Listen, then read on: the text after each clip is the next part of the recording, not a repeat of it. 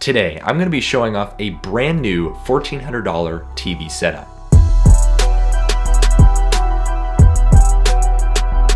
Recently, a family member of mine was moving and asked me for some help setting up a brand new main TV setup for their living room. I happily obliged and came up with this, a roughly $1,400 Canadian TV setup with everything you need to enjoy content from wherever you might happen to get it. Let's start out with the main event here, the TV. This is the LG AI ThinQ 55UM73. It's a 55-inch IPS LED backlit TV and it's awesome. It's on sale right now for Black Friday in Canada for about $600 and it delivers all of the features that you expect from a higher-end TV. It's 4K, it has LG's smart TV software WebOS built in, and comes with their universal magic remote. Also, it just happens to have the exact number of inputs we need for all of the peripheral devices connecting to it.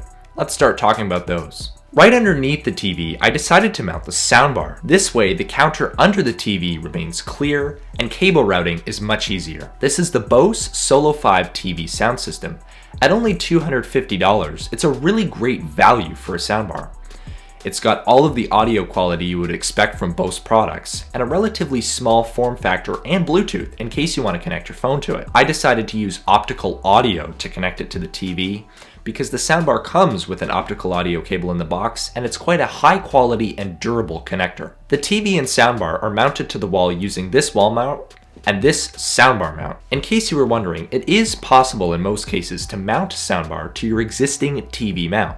You just grab these two arms and bolt them to the back of the TV wall mount and the soundbar. Most products like this are universal, so they should work for your particular make and model. In the interest of clean cable management, I decided to route all of the rest of the cables through the wall and down to this little hub on the left where all of the other devices are. First thing down here is the Apple TV. You probably recognized it right away. And this is the 4K 32GB model. We're not using a ton of apps and have no games installed, so the 32GB of storage is fine for us.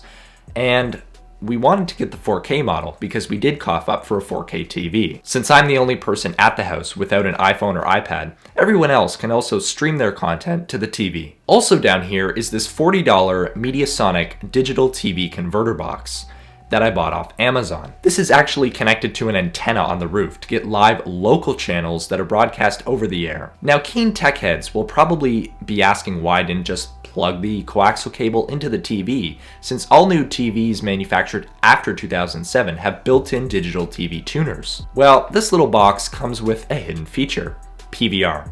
By plugging in a relatively cheap 1TB Western Digital drive bought off Amazon and formatting it using the MBR partition table, we can record shows from the antenna straight to this external drive. Many other over-the-air PVR services require expensive hardware or subscription services, so this little box does all that for a pretty cheap price.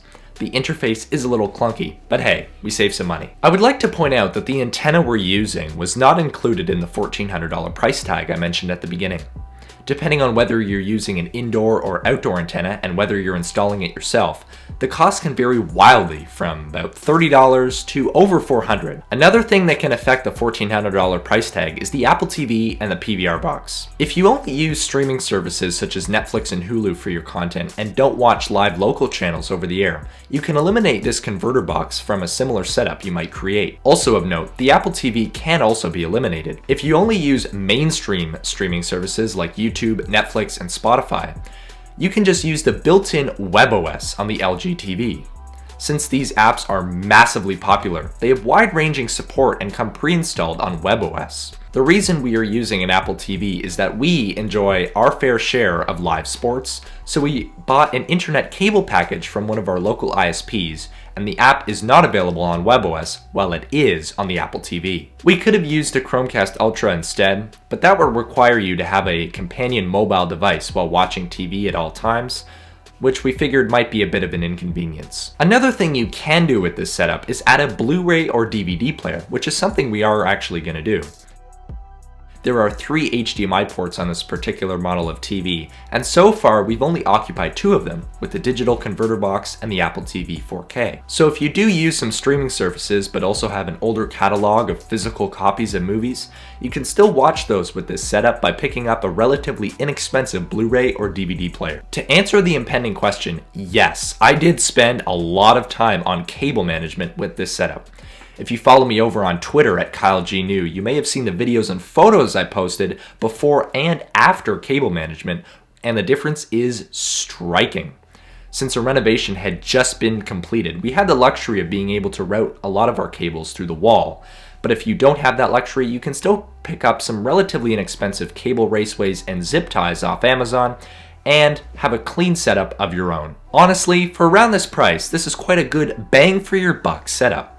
The 55-inch TV is plenty large enough for most rooms, and the Bose Solo 5 soundbar is a seriously underrated piece of kit. The $1,400, as I mentioned, is Canadian, so if you're in the US, you can probably rebuild a similar setup like this for just over $1,000. And if you eliminate either the Apple TV or the converter box, you can probably get it down to $1,000 or below. Well, there you go. This has been a tour of this new TV setup that is actually really good right now in late 2019. With Black Friday right around the corner, deals can probably be had on almost all of these components, and the TV is already on sale where I live in Canada. I really have enjoyed consuming content with this setup, and it offers wide-ranging compatibility for any games or streaming services or other apps you want to use on your TV. I hope you enjoyed this video showcasing this new TV setup. Subscribe for more tech videos like this, and follow me on Twitter at KyleGNew for behind-the-scenes updates and video notifications.